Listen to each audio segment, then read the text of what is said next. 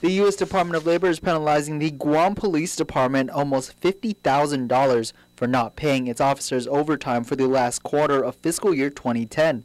GPD's Captain Mark Charford says they owe 225 employees more than $200,000 in overtime. There has been a complaint filed by employees to the U.S. Department of Labor, and based upon their investigation, the department has been late in paying the overtime in a timely manner. The reason why these overtimes are being late is because the government collections and revenues have come short, and as a result of that, it has delayed the payments of these overtime. The letter from USDO Assistant District Director Patrick Candeletta to Chief of Police Fred Berdalio states the overtime issues were disclosed after other investigations were conducted in 2002, 2005, and 2007, showing that GPD was not compliant with paying its employees.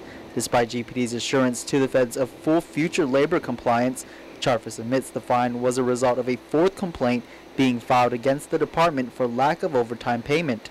He says they are hoping to enter into a promissory note with USDOL.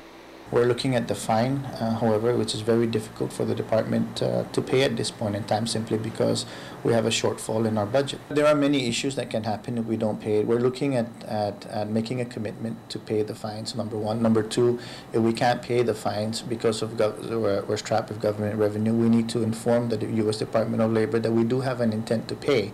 However, in this fiscal year, it would be difficult to pay. Captain Mark Charford says the department discussed the issue with the Bureau of Budget Management and Research this week. He says BBMR is working to identify funds to pay off the overtime.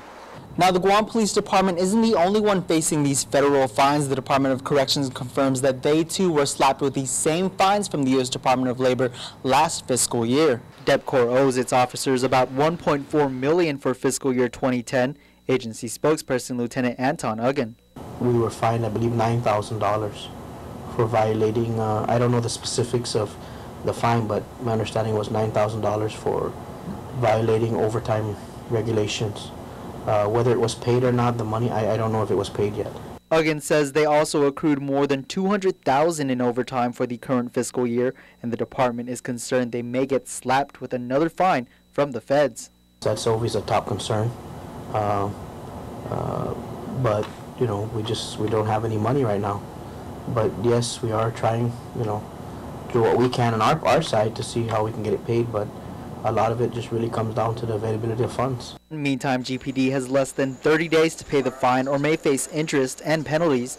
Charfus admits that even if they pay off the fine, it does not resolve the issue that the department is short-staffed. The problem with the Guam Police Department is that when an issue comes up requiring police to be activated, we can't schedule this on a regular basis and say this is how much homicides we're going to have, this is how much traffic accidents we're going to have requiring additional personnel to participate. Reporting for Guam's News Network, I'm Nick Delgado.